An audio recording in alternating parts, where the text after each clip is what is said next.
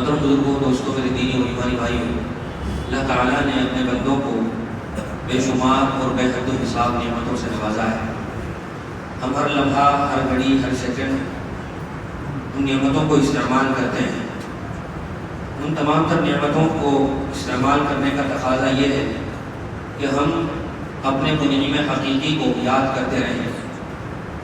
عطا کرنے والے کا شکر ادا کرتے رہیں، تاکہ ان نعمتوں میں اضافہ اور بڑھوتری ہوتی رہے۔ قدردانی کا اللہ تبارک و تعالیٰ کے یہاں یہی اصول ہے کہ جو آدمی نعمتوں کی قدردانی کرتا ہے تو اللہ تبارک و تعالیٰ عزت اور عافیت کے ساتھ اس کی نعمتوں میں اضافہ فرما دیتے ہیں۔ اور اس کے بالمقابل دستور خداوندی یہ ہے کہ جو آدمی نعمتوں کو اپنی ذاتی کمائی اور محنت کا نتیجہ تصور کرتا ہے اور اس کو اپنی من مرضی اور منمانی کے حساب سے استعمال کرتا ہے تو پھر اللہ تبارک و تعالیٰ ان نعمتوں کو سلب کر کر سبق سکھا دیتے ہیں۔ یہ مضمون اللہ تعالیٰ نے 13ویں پارے میں بیان فرمایا ہے، لئن شکرتم لازیدنکم ولئن کفرتم ان عذابی لشدید۔ یوں تو بہت ساری عظیم نعمتیں ہیں،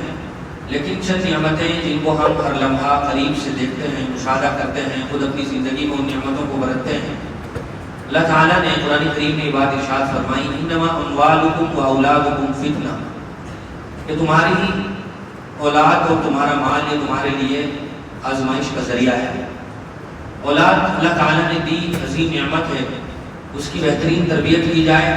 راہ خداوندی پر اس کو گامزن اور راہ راست پر لانے کی کوششیں کی جائیں، سنت نبی سے آراستہ کیا جائے، تربیت کا بہترین انتظام کیا جائے، یہ اولاد کی قدردانی ہے۔ اور اگر یوں ہی بے لگام اولاد کو چھوڑ دیا جائے، من مرضی کی زندگی استعمال کرنے کے مواقع فراہم کیے جائیں تو پھر وہ ماں باپ کے ہاتھوں سے بھی نکل جاتی ہے اور اللہ تبارک و تعالیٰ کی رحمت سے بھی دور ہو جاتی ہے، تو پھر یہ اولاد وبال جان بن جاتی ہے۔ اسی طرح اللہ تعالیٰ نے جو مال ہمیں عطا فرمایا ہے، یہ مال اللہ تبارک و تعالیٰ کی طرف سے آزمائش کا ذریعہ ہے۔ مال کی زیادتی اللہ تعالیٰ کے یہاں بری نہیں ہے، لیکن مال کا غلط استعمال یا اس کے کھانے کمانے اور خرچ کرنے کے غلط استعمال سے مال انسان کے لیے یا تو باعث رحمت بنتا ہے یا وبال جان بنتا ہے۔ اب یہ انسان کی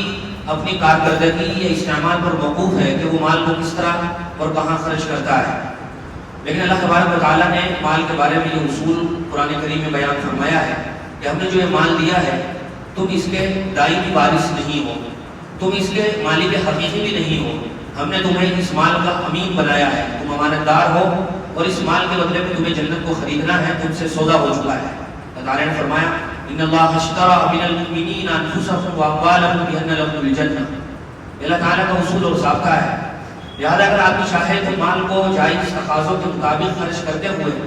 اور اللہ تبارک و تعالیٰ کی طرف سے طے کردہ راستوں کے مطابق خرچ کرتے ہوئے اپنے آپ کو صحیح معنی میں جنت کا وارث اور مستحق بنا سکتا ہے۔ اور اگر آدمی اس مال کو اپنی کمائی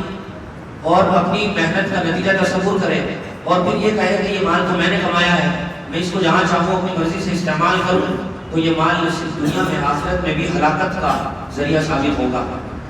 جناب نبی کریم صلی اللہ علیہ وسلم نے اپنے اخیر زمانے میں جو بہترین وصیتیں اور نصیحتیں ارشاد فرمائی تھی، ان میں سے ایک یہ بھی تھی۔ صحابہ کرام سے حضور مخاطب ہوئے، حضور نے فرمایا فواللہ ما الفقر اخشى علیکم ولكن اخشى علیکم ان تبسط علیکم الدنیا کما بسطت علی من کان قبلکم فتنافسوها کما تنافسوها فتهلککم کما اہلکتهم۔ حضور نے فرمایا تھا قسم خدا کی مجھے ہر چیز اس بات کا تم پر خطرہ نہیں ہے کہ تم غریب ہو جاؤ گے، مطلب تم پر مجھے غربت کا اور فقر کا اندیشہ نہیں ہے، لیکن مجھے اندیشہ اس بات کا ہے کہ مال و دولت تمہارے درمیان پھیل جائے گا، دنیا تم پر کھول دی جائے گی، روپیوں پیسے کی ریل ویل ہوگی تمہارے درمیان، اور اسی طرح ہوگی جیسا کہ تم سے پہلے لوگوں پر ہوئی تھی، اور پھر تم اسی طرح اس میں مسابقت کرو گے اور کمپٹیشن کرو گے جس طرح تم سے پہلے لوگوں نے کیا، اور نتیجہ یہ ہوگا کہ وہ تمہاری تباہی اور بربادی کا ذریعہ ہوگا جیسا تم سے پہلے لوگوں پر ہوا تھا۔ یہ جناب نبی کریم صلی اللہ علیہ وسلم کی ایسی شاندار اور جاندار حدیث ہے کہ یہ کسی معجزے سے کم نہیں ہے۔ آج کی اس موجودہ مادیت پرستی کے دور میں ہم اس حدیث کا قدم قدم پر مشاہدہ کرتے ہیں۔ ہم دیکھتے ہیں کہ اس مال کے نتیجے میں جہاں انسانی زندگی میں آسائشیں آئی ہیں، راحت و آرام کے وسائل اور اسباب مہیا ہوئے ہیں، وہی مال یہ زندگی کی تباہی کا ذریعہ بھی ثابت ہو رہا ہے کہ اس کو غلط استعمال کیا جا رہا ہے اور اللہ تبارک و تعالیٰ کو ناراض کر کے اس مال کو خرچ کیا جا رہا ہے۔ تو یقینی طور پر یہ مال پھر تباہی و بربادی ہے۔ آج کے اس دور میں اگر ہم دیکھیں تو مال کے نتیجے میں جس چیز نے سب سے زیادہ فروغ پایا ہے وہ ہے دکھاوے کی کثرت اور مختلف رسوم و رواج کو اپنانے کی ایک عام سوچ اور ذہنیت۔ یہ دو ایسی چیزیں ہیں جو سب سے زیادہ اس دور میں پنپ رہی ہیں اور بڑھتی چلی جا رہی ہیں۔ مغرب کی اندھی تقلید نے ہمارے معاشرے کے مالدار طبقے میں بہت سی ایسی خرابیاں پیدا کر دی ہیں کہ جو نہ صرف غیر شرعی ہیں بلکہ اخلاقی گراوٹ کی بھی علامتیں اور نشانیاں ہیں۔ مغرب کی اندھی تقلید کو آپ کہہ سکتے ہیں ویسٹرن کلچر کو بالکل بلائنڈ ہو کر فالو کرنا، جو کچھ آ رہا ہے پروسا جا رہا ہے اس کو من بعد اسی طرح اپنے گھروں کی زیب و زینت کا ذریعہ بنا لینا۔ نتیجہ یہ ہے کہ آج انسان نے کامیابی کی نئی نئی منزلیں طے کی ہیں، اس کے نتیجے میں مالداری کے نتیجے میں مالداری کے معیار بھی بدل گئے ہیں۔ پہلے مالداری کو اللہ کی نعمت سمجھ کر شکر ادا کیا جاتا تھا اور آج مالداری کے نتیجے میں دکھاوے، فیشن اور غیر شرعی کام وجود میں آتے چلے جا رہے ہیں۔ انسان نے ترقی تو بہت کر لی لیکن کہیں اس کی زندگی میں سے سکون ہو گیا، مال بڑھ گیا، دل تنگ ہو گئے، بڑے ہو گئے لیکن رشتے چھوٹے ہو گئے۔ یہ سب کچھ مال کے نتیجے میں روز بروز دیکھنے کو ملتا ہے اور اس کی تعداد بڑھتی ہی چلی جا رہی ہے۔ مالداری کے نتیجے میں جو چیزیں ہمارے معاشرے اور سوسائٹی میں پروان چڑھی ہیں جو تو ان کی ایک طویل اور لمبی فہرست ہے، ان کو گھنٹوں بیان کیا جا سکتا ہے، لیکن وہ چند چیزیں جو تقریباً اب ہر دوسرے گھر کی کہانی بن گئی ہے ان چند چیزوں کو ذکر کیا جا رہا ہے۔ ذکر ہونے کے بعد یا ہم اپنے ذہن و دماغ میں اس کو سوچنے کے بعد ضرور اس نتیجے پر پہنچیں گے کہ اس میں مالداری کا عنصر یقینی طور پر غالب ہے۔ مثال کے طور پر شادی میں دکھاوے کے نام پر جو بے لگام فضول خرچیاں ہیں اس کا حرامی مشاہدہ کر رہا ہے۔ اللہ تعالیٰ نے اگر کسی کو مال و دولت دیا ہے تو وہ اچھی شادی کر سکتا ہے، وہ اپنے ولیمے میں سب کو شریک کر سکتا ہے جس میں غریب ہو، امیر ہو، دوست و احباب ہو، رشتہ دار ہو، لیکن دکھاوا کسی صورت جائز نہیں ہو سکتا ہے۔ آج اگر ہم دیکھیں تو ہر گلی اور محلے اور ہر برادری اور خاندان میں یہ چیز بڑھتی چلی جا رہی ہے۔ نتیجہ یہ ہوتا ہے کہ اس معاشرے کے غریب اور پسماندہ لوگ پستے ہی چلے جا رہے ہیں اور پھر وہ ان منظر ناموں کو دیکھ کر احساس کمتری کا شکار ہو رہے ہیں۔ صرف دکھاوے کے نام پر فضول خرچیوں کی بہتات ہے۔ آدمی سمجھتا ہے کہ میری شادی فلاں آدمی کی شادی سے بڑھ کر ہونی چاہیے، اس نے شادی میں 1 کروڑ کا خرچہ کیا تھا، میں یہ خرچہ کروں گا، اس نے فلاں برانڈ اور کمپنی کے سامان استعمال کیے تھے، میں اس کے سامان استعمال کروں گا، وہ گھوڑے پر چڑھتے ہوئے یہ انتظامات کے ساتھ آیا تھا، میری طرف سے یہ انتظامات ہوں گے، اس نے فلاں کمپنی کے جوڑے دیے تھے، میرے یہاں اس کمپنی کے ہوں گے۔ اس کی ایک لمبی تعداد ہے جس کا قریب سے مشاہدہ ہوتا ہے اور پھر نتیجہ یہ ہوتا ہے کہ اسی مالداری دکھانے والے آدمی کے گھر میں اور شادی ہال میں یہ بات بھی دیکھنے کو ملتی ہے کہ اس نے باقاعدہ ایک آدمی طے کیا ہوتا ہے کہ بھائی جو آدمی کھا کر نکلے اس سے تمہیں پیسے اور نعمتیں وصول کرنا ہے اور پھر باقاعدہ اس کو رجسٹر میں لکھا جا رہا ہے اور موجودہ اس ڈیجیٹل دور میں QR کوڈ کے آج کل پیش کیا جا رہا ہے۔ یہ تو اس مالدار کی غربت کی پستی کی ذہنی پستی کی انتہا ہے کہ وہ فضول خرچی تو کر رہا ہے دکھاوے کے نام پر، لیکن پھر وہ آنے والے لوگوں سے نیوتا بھی وصول کرنا اپنا فرض سمجھ رہا ہے۔ ایک تو یہ ہے کہ کسی نے لفافہ ہدیے کے طور پر دے دیا، اس کو اپنی جیب میں رکھ لیا، ایک یہ ہے کہ باقاعدہ اس کا پورا حساب کتاب لکھا پڑھی ہو رہی ہے اور بعد میں پھر پورا انالیسس ہو رہا ہے کہ میں نے اس کی شادی میں 500 دیے تھے، اس نے 200 دیے، میں نے اس کی شادی میں اتنے دیے تھے، ہمارے ساتھ یہ مسئلہ ہوا، پھر آگے ہمیں اس کے اگلے بچوں کی شادی میں کیا دینا ہے، اسی پر سب کچھ طے ہو رہا ہے۔ یہ اس آدمی کی کہانی ہے جس نے دکھاوے کے نام پر کروڑوں روپے کا خرچہ کیا ہے اور وہ چند پیسے اکٹھے کرنے کے نام پر یہ بے بنیاد اور غیر شرعی رسم کی نبھا رہا ہے۔ اسی طرح جس چیز نے شادی میں بہت زیادہ فروغ پایا ہے وہ یہ ہے کہ اب اس ہر چیز لائیو ٹیلی کاسٹ ہو رہی ہے، ہر چیز آدمی اپنے موبائل میں قید کر رہا ہے، اس کو کیمرے کی نظر سے کیپچر کر رہا ہے، تو اب شادی میں ہر اینگل سے ہر مومنٹ کو کیپچر کیا جا رہا ہے، حتیٰ کہ بے غیرتی کی انتہا یہ ہو جاتی ہے کہ شادی کے بعد کی پہلی رات کے مناظر سے پہلے کے واقعات کو بھی آدمی اپنے موبائل میں سیو کر رہا ہے اور پھر فخر کے ساتھ اس کو سوشل میڈیا پر وائرل کر رہا ہے اور اس کو بھی اپنے لیے کوئی باعث فخر چیز سمجھ رہا ہے۔ یہ ان کمروں کی کہانیاں ہیں جس میں سب سے پہلی رات آدمی اپنی بیوی کے ساتھ گزارتا ہے، کوئی لمحہ ایسا خالی نہیں رہے، وہ ایک دوسرے کو گلے مل رہے ہیں، جس سے آگے بڑھ کر وہ سب کے سامنے لائیو کیمرے کے سامنے ایک دوسرے سے اور بھی آگے بڑھ کر بہت کچھ کر رہے ہیں اور یہ سب ہو رہا ہے، یہ سب ہمارے اسی معاشرے میں ہو رہا ہے، مسلم سوسائٹی اور سماج میں ہو رہا ہے اور اس کو آدمی فیشن تصور کر رہا ہے، اس کو آدمی اپنی مالداری کا ذریعہ سمجھ رہا ہے۔ یہ سب اس وقت ہوتا ہے جب ہم ایسی چیزوں کو باقاعدہ پروموٹ کرتے ہیں اور ایسی چیزوں کو قابل فخر سمجھتے ہیں اور ایسی چیزوں پر کوئی نکتہ چینی نہیں ہوتی ہے، ہم اس کو مائن بھی نہیں سمجھتے، اسی لیے ایسی چیزوں کو بڑھاوا دینے والے پھر اچھی طرح بڑھاوا دیتے ہیں، پاؤں پھیلا کر اسی تمام پر حرکتیں کرتے ہیں اور پھر وہ اس چیز کو کسی بھی طرح کی برائی نہیں سمجھتے ہیں۔ نتیجہ یہ ہوتا ہے کہ یہ چیزیں دن بدن بڑھتی چلی جا رہی ہیں۔ اسی طرح ہم دیکھیں گھوڑے اور گاڑیوں اور گاڑ کے نام پر نابالغ بچوں میں جلوہ پیدا کرنے کی ناکام کوششیں کی جا رہی ہیں۔ چند سالوں سے اس چیز کا رجحان بہت تیزی سے بڑھا ہے۔ نماز اور روزے کی فضائل سنا دینا بہت آسان ہے، انتہائی آسان ہے، اور سن لینا بھی انتہائی آسان ہے، لیکن گراؤنڈ جو رپورٹ ہے اس کو بیان کرنا اور پھر اس کو سوچ وچار کی دنیا میں لے جانا یہ انتہائی اہم کام ہے۔ پچھلے چند سالوں سے ہم نے دیکھا ہے کہ جن لوگوں کے پاس مال کی فراوانی ہوئی ہے انہوں نے گاڑیوں کے نام پر ایک عجیب تماشا مچایا ہے۔ اللہ تعالیٰ نے کسی انسان کو مال دیا ہے تو شریعت میں اس بات کی نہ صرف اجازت ہے بلکہ ترغیب ہے کہ وہ اچھی سواری استعمال کر سکتا ہے، وہ جو چاہے سواری استعمال کرے، لیکن سواری کے نام پر ڈھونگ مچانے کی شریعت ہرگز اجازت نہیں دیتی۔ اگر آپ کو اللہ تعالیٰ نے مال دیا تو آپ لگژری گاڑی بھی خرید سکتے ہیں، آپ اجازت ہے، لیکن اس گاڑی کے نام پر فضول خرچی اور دکھاوے کی شریعت میں قطعاً گنجائش نہیں ہے، اور ہو یہی رہا ہے۔ اس آدمی کے پاس تازہ پیسہ آیا، وہ گاڑی سمجھنا اپنا حق سب تصور کرتا ہے اور پھر اس گاڑی کے نام پر ننگا ناچ کرتا ہے، اس کو لوگوں میں اس طرح دکھاتا ہے جیسے اس نے دنیا اور آخرت کی کامیابی کا کوئی پروانہ حاصل کر لیا۔ اور چھوٹے بچوں میں، نابالغ بچوں میں اس کے غیر شعوری طور پر جو منفی اثرات مرتب ہو رہے ہیں وہ ان کی زندگیوں میں بہت ہی تباہی و بربادی کا ذریعہ ثابت ہوں گے۔ اسی طرح چند مسلمانوں کے نوجوان، غیروں کی بات نہیں ہو رہی، ان سے تو کیا ہی شکوا کرنا، یہ بات اپنوں کی ہو رہی ہے، چھوٹی عمر کے لڑکے اپنے ساتھ گارڈ اور باؤنسرز لے کر گھوم رہے ہیں،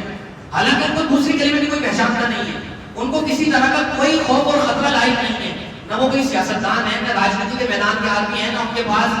اور کوئی دوسرا ایسی چیز ہے، وہ اپنے ساتھ باؤنسر لے کے گھوم رہے ہیں، اور کہنا یہ ہے، ان کا اپنا ماننا یہ ہے کہ جلوہ برقرار رہنا چاہیے۔ وہ شادی میں جاتے ہیں کسی کے یہاں دعوت میں تو 10 باؤنسر اور گارڈ اپنے ساتھ لے کر اس طرح جا رہے ہیں کہ وقت کا ملٹی ملینر آدمی کسی شادی میں شریک ہو رہا ہے، اور اس کا نتیجہ یہ ہوتا ہے کہ جو نابالغ بچے ہیں جن کا ذہن و دماغ ابھی تک اچھی طرح کھلا بھی نہیں ہے، وہ ان چیزوں کو کوئی بہت بڑی کامیابی سمجھتے ہیں اور پھر وہ اس کے حاصل کرنے میں کوششیں شروع کر دیتے ہیں، اور وہ یہ سمجھتے ہیں کہ یہ بھی میری زندگی کا بہت بڑا حصہ ہے اور یہ بھی ہمیں حاصل کرنا ہے، اور پھر وہ ان کے ذہن و دماغ میں اسی طرح کے خیالات رکھتے ہیں، اور اگر یہ چیز باقی رہتی ہے، صحیح وقت پر ان کی رہنمائی نہیں ہوتی ہے تو پھر وہ اس چیز کے حصول میں ناجائز طریقے تک بھی استعمال کر لیتے ہیں۔ یہ مسلم شادیوں میں بڑھتا ہوا باؤنسروں کا بے ہمدم رجحان ہے اور ناکام کوششیں ہیں اپنا جلوہ برقرار رکھنے کی۔ اصل عزت وہ اعمال کی عزت ہوتی ہے۔ انسان اپنی زندگی کے میدانوں میں کتنا زیادہ شہری طور پر ناکام ہے، اور ایسے لوگوں کا حال یہ ہے کہ 10 لوگوں کا قرضہ لے کر گھوم رہے ہیں، پیچھے اتنے سارے لوگوں کی کالز ہیں ہر وقت کہ بھائی فلاں وقت کا میرا پیسہ چکا دو، اور ساتھ میں کارڈ لے کر گھوم رہے ہیں، یہ ایسے لوگوں کی داستانیں ہیں۔ تو یہ نہایت ہی غلط طریقہ ہے جس نے مسلم معاشرے میں جگہ بنا لی ہے۔ اسی طرح آج کے زمانے میں مہنگے موبائل اور زندگی میں بڑھتی جانے والی چیزوں کو برانڈیڈ کے نام پر دکھاوے کے لیے استعمال کرنا۔ آدمی کے پاس اگر موبائل فون ہے، آج کل کی بنیادی ضرورتوں میں شامل ہے، آدمی استعمال کرے، اچھے سے اچھا موبائل استعمال کر سکتا ہے، لیکن اگر کسی کے پاس موبائل ہے تو وہ دکھانا دوسرے کو ضروری سمجھنے لگا ہے کہ میرے پاس فلاں بھائی بھرکم کمپنی کا موبائل ہے، اس کمپنی کا وہ لوگو دکھانا یہ اب چھوٹے بچوں میں بھی اب عام ہونے لگا ہے۔ نہایت ہی خطرناک اور منفی اثرات مرتب ہو رہے ہیں ان چیزوں کے۔ آدمی یہ سمجھتا ہے کہ لوگ مجھے مالدار سمجھیں گے اور میری واہ ہوگی، لیکن اس کی نہایت منفی اثرات مرتب ہو رہے ہیں، اور نتیجہ یہ ہے کہ وہ موبائل کی EMI پر لے کر گھوم رہا ہے، کئی مہینوں کی ادھار قسطیں اس نے بھی چکائی نہیں ہے، اور اس موبائل کا لوگوں کو دکھاتے ہوئے گھوم رہا ہے اور اس کو باعث فخر چیز تصور کر رہا ہے۔ اتنا ہی نہیں، اس مالداری کے نتیجے میں بہت ساری چیزیں جو ہماری زندگیوں میں شامل ہو گئی ہیں، افسوسناک حقیقت یہ بھی اب آ رہی ہے کہ بہت سے جیسے لوگوں میں دینداری بڑھ رہی ہے تو دین کی روح نکل رہی ہے۔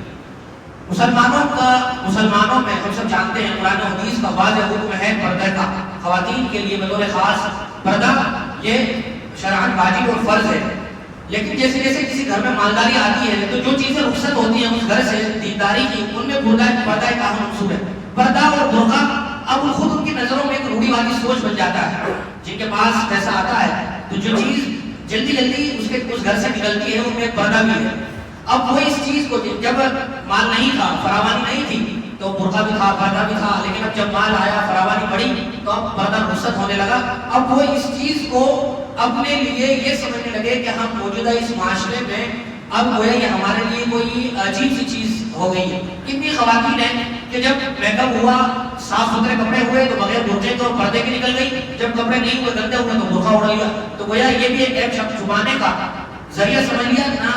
یہ کہ یہ اللہ تبارک و تعالیٰ کی طرف سے عائد کردہ ایک شرعی فریضہ ہے اور حکم ہے. شرم و حیا کا گویا جنازہ نکل جاتا ہے اور یہ سب ترقی اور ماڈرنزم کے نام پر ہو رہا ہے. تو مالداری کے ساتھ جو چیز رخصت ہوئی شرم و حیا کا، اس میں ایک جنازہ بھی نکلا. حالانکہ جیسا کہ ذکر کیا گیا عزت الدین کی اتباع میں ہے. یہ آزادی نہیں ہے بلکہ مغربی تہذیب کے نام پر غلامی ہے اور ان کی نقالی ہے. ویسٹرن کلچر کو اپنا کر آدمی غلام بنتا ہے، آزاد نہیں ہو رہا ہے. اس طرح کے نعرے لگ رہے ہیں. اگر مال آنے سے پردہ چلا جائے تو پھر یہ وبال جان ہے مال، اور اگر مال کے ساتھ دین بھی باقی رہے تو پھر یہ اللہ تبارک و تعالیٰ کی رحمت ہے. اسی طرح مالداری کے ساتھ جو چیزیں ہمارے معاشرے میں پنپ رہی ہیں، نت نئے رسم و رواج جڑ پکڑتے نظر آ رہے ہیں، ان میں غیروں کے تہوار بھی ہیں. جیسا کہ ذکر کیا گیا مغربی تہذیب کی بھی نقالیاں ہیں. ویلنٹائن ڈے، جب آدمی غریب تھا یا یہ کہ مال زیادہ نہیں تھا تو ویلنٹائن ڈے جانتا بھی نہیں تھا کیا تھا. مالداری آئی تو ویلنٹائن ڈے اس کی زندگی میں شامل ہو گیا. یوم محبت کے نام پر شرم و حیا کا جنازہ اور بے محابہ مرد و زن کا اختلاط، یہ سب ویلنٹائن ڈے میں ہوتا ہے اور یہ مالداری کے ساتھ وہ زندگی میں آ رہا ہے. اسی طرح جب پیسہ نہیں تھا، مالداری نہیں تھی، تو کرسمس کو آدمی جانتا بھی نہیں تھا. پیسہ آیا تو کرسمس بھی آ گیا، جو کہ یہ بالکل 100% عیسائیوں کا تہوار ہے. اور پھر اپنے گھر اس کے ذریعے سے کرسمس کے ساتھ ساتھ بہت ساری بے دینی کی چیزیں شامل ہو گئی. اس میں وہ ٹری بھی لگایا جانے لگا اور سانتا کلوز بھی آ گیا اور بھی بہت کچھ خرافات اور بدعات شامل ہو گئی. مالداری کے ساتھ اسی طرح نیو ایئر کا شوق بھی پروان چڑھنے لگا. جب پیسہ نہیں تھا تو جانتے بھی نہیں تھے کہ نیو ایئر میں کیا کچھ ہوتا ہے، لیکن دنیا کی دیکھا دیکھی جب پیسہ آیا تو نیو ایئر کے نام پر بھی خرافات شروع ہو گئی. اتنا ہی نہیں، بیبی شاور کا تصور رجحان پانے لگا جس کی کوئی شریعت میں گنجائش نہیں ہے. اسی طرح برتھ ڈے، پیسہ نہیں تھا تو کیک کاٹنے کے پیسے نہیں تھے. پیسہ آیا تو ہونا ہی چاہیے تھا کہ اس پیسے کی قدردانی کر کے اس کو جائز کاموں میں استعمال کیا جاتا.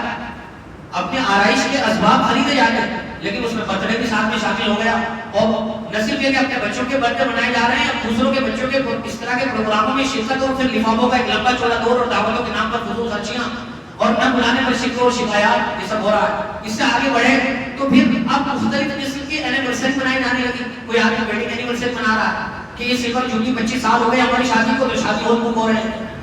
اب انتہا تب ہو گئی جب ڈیتھ اینیورسری بھی منایا جانے لگا کہ یہ ہماری فلاں رشتہ دار کی یا ہمارے ماں باپ میں سے فلاں کی آج یوم وفات ہے، اس کے نام پر ہی دعوتیں ہونے لگی. تو یہ انتہائی بےہودگی پر مشتمل خرافات اور بدعات ہے جن کی شریعت میں کوئی گنجائش نہیں ہے. اور اس کا نتیجہ یہ ہو رہا ہے کہ معاشرے میں تفریق بڑھتی چلی جا رہی ہے. غربت اور مالداری کے درمیان جو خلیج ہے وہ دن بدن حائل ہوتی چلی جا رہی ہے. یہ سب چیزیں وہ ہیں جو ہمارے معاشرے کا حصہ بن گئی ہیں. اسی طرح انتہا ہے فضول خرچی اور نئی مالداری کی. کیا مسلمانوں نے بھی کتے پالنے شروع کر دیے، شوقیہ کتے پالنے شروع کر دیے. شریعت میں گنجائش تھی کہ آدمی شکاری کتا پال سکتا ہے، آدمی اپنی کھیت کھلیان کی اور جانوروں اور مویشیوں کی حفاظت کے لیے گھر سے باہر کتا پال سکتا ہے. لیکن نہ صرف یہ کہ اب گھر میں کتا پالا جانے لگا بلکہ وہ بیڈ روم کا حصہ بن گیا. اب ہم جو کچھ دیکھتے ہیں ویڈیو میں اور ریلز میں جو وائرل ہوتی ہیں، کوئی آدمی بہت مالدار ہے، کیا کر رہا ہے، کتے کا منہ چاٹ رہا ہے. کوئی آدمی کتے کی پوٹی صاف کرنے میں لگا ہوا ہے. کوئی آدمی اس کو اپنے بستر میں اپنے ہی لحاظ میں سلا رہا ہے. اس کے روزانہ کے خرچے برداشت نہیں جا رہے ہیں. حال یہ ہے کہ گھر کے قریب میں پڑوس میں یتیم بچہ فاقے کی زندگی گزارنے پر مجبور ہے. غریب گھروں میں خواتین لڑکیاں ان کی عمریں نکل رہی، شادی نہیں ہوئی، اور یہ بھائی اپنے کتے کے ہی ناز و نخرے برداشت کرنے میں لگا ہوا ہے. یہ وہ حقیقت ہے کہ جو مسلمان گھروں میں بھی بڑھتی چلی جا رہی. پہلے یہ صرف مغرب میں تھی، ویسٹرن میں تھی، پھر مسلمان مالداروں نے اپنائی. اب غریب مسلمان بھی یہ سمجھنے لگا ہے کہ شاید یہ کوئی ترقی کا پیمانہ ہے. تو وہ ہمارے بیڈ روم کا حصہ نہ بن کر ہماری گود میں آ گیا کتا. جس کتے کے بارے میں حضور نے فرمایا تھا کہ اگر کوئی گھر میں کتا ہوتا ہے تو اس گھر میں رحمت کے فرشتے داخل نہیں ہوتے. اور پھر نتیجہ یہی ہوتا ہے کہ اس گھر میں نحوستیں برستی ہیں، بے برکتیوں کی بارشیں ہوتی ہیں، اور پھر وہ کچھ ہوتا ہے کہ جس کا انسان تصور نہیں کرتا ہے. تو اگر ہم چند چیزوں پر غور کریں تو ان میں مالداری کا عنصر ہے اور موجودہ دور میں سوشل میڈیا کا بہت بڑا کردار ہے۔ آج کے اس دور میں، سوشل میڈیا کے اس دور میں کوئی بھی ٹرینڈ سیٹ ہونے میں ٹائم نہیں لگتا ہے۔ پہلے کوئی رسم و رواج نیا پیدا ہوتا تھا تو دوسرے محلے میں یا دوسری بستی میں جانے میں سال لگ جاتے تھے، لیکن آج کے سوشل میڈیا کے دور میں امریکہ کے فلاں کونے میں کوئی کام ہوتا ہے تو ہندوستان کے چھوٹے سے گاؤں اور قریے میں بھی وہ بات آسانی سے پہنچ جاتی ہے اور ایک ٹرینڈ سیٹ ہونے لگتا ہے، روایت پیدا ہو جاتی ہے اور وہ رسم جڑ پکڑ لیتی ہے۔ لہذا ضرورت ہے اس بات کی کہ ان تمام تر چیزوں سے دور رہ کر اللہ تعالیٰ نے مالداری عطا فرمائی ہے تو جائز تقاضوں کے مطابق مال کو استعمال کیا جائے۔ شبینہ ادیب صاحبہ نے آج کی اس موضوع سے متعلق بہت اچھا شعر کہا تھا، جو خاندانی رئیس ہیں وہ مزاج رکھتے ہیں نرم اپنا، تمہارا لہجہ بتا رہا ہے تمہاری دولت نہیں ہے، ذرا سا قدرت میں کیا نوازا کہ آ کے بیٹھے ہو پہلی صف میں، ابھی سے اڑنے لگے ہوا میں، ابھی تو شہرت نہیں ہے۔ اللہ تعالیٰ ہم سب کی حفاظت فرمائے۔ وآخر دعوانا الحمدللہ رب العالمین۔